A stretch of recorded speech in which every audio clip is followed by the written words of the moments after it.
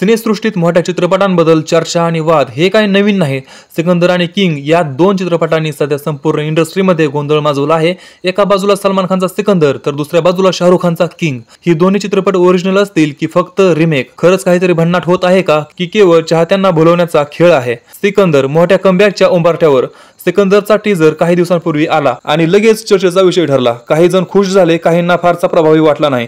पण खरी धमाल तेव्हा सुरू झाली जेव्हा लोक बोलू लागले की हा चित्रपट AR मुरुगदास यांच्या सरकार म्हणजे अभिनेता थालापती विजय या तमिळ चित्रपटाचा रिमेक असू शकतो। याआधी देवा आणि बेबी जॉन यांच्या सोबतही असंच झालं होतं।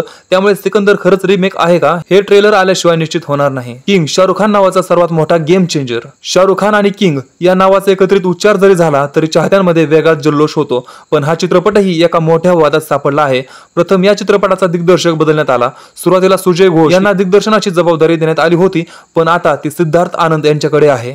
त्याचबरोबर शाहरुख खानचा फक्त एक केमिओ रोल आता पूर्ण लीड रोल मध्ये बदलण्यात आला आहे आणि सुहाना खानचा रोल सेकंड लीड मध्ये हलवण्यात आला आहे। आता बघूयात किंग हा एका फ्रेंच चित्रपटाचा रिमेक आहे का? इंटरनेटवर शोध घेतला तर अनेक आर्टिकल्स असे सांगतात की किंग हा French action thriller Leon the professional 1994 वर आधारित आहे। या चित्रपटात एका हिटमॅन आणि एका अनाथ मुलीची कथा दाखवली गेली होती। शाहरुख खानचा किंग आणि सुहाना खानचा रोल याच कथेशी मिळता जुळता आहे।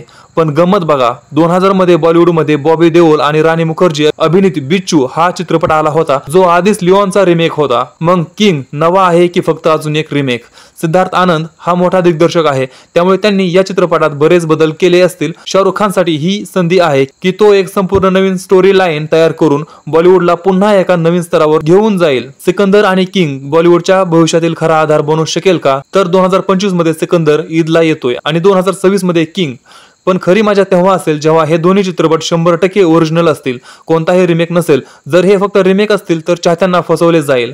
शेवटचा मोठा प्रश्न म्हणजे Tiger versus Pathaan. Tiger versus Pathaan येणार का? तर 2027 पर्यंत टायगर वर्सेस पठाण हा सर्वात मोठा चित्रपट ठरेल। शाहरुख खान आणि सलमान खान आमने सामने। या दोन सुपरस्टारसाठी चाहत्यांच्या अपेक्षा इतक्या जास्त आहेत, जर त्यांनी काही कमी केले तर संपूर्ण बॉलिवूडवर त्याचा परिणाम होईल। तुम्ही कोणत्या बाजूला आहात? सलमान खानच्या सिकंदरसाठी की शाहरुख खानच्या किंगसाठी? तुमचं मत कमेंट मध्ये नक्की सांगा। तर मित्रांनो, भेटूया अशाच एका नवीन चित्रपटाच्या माहितीसोबत। तोपर्यंत जय हिंद, जय महाराष्ट्र।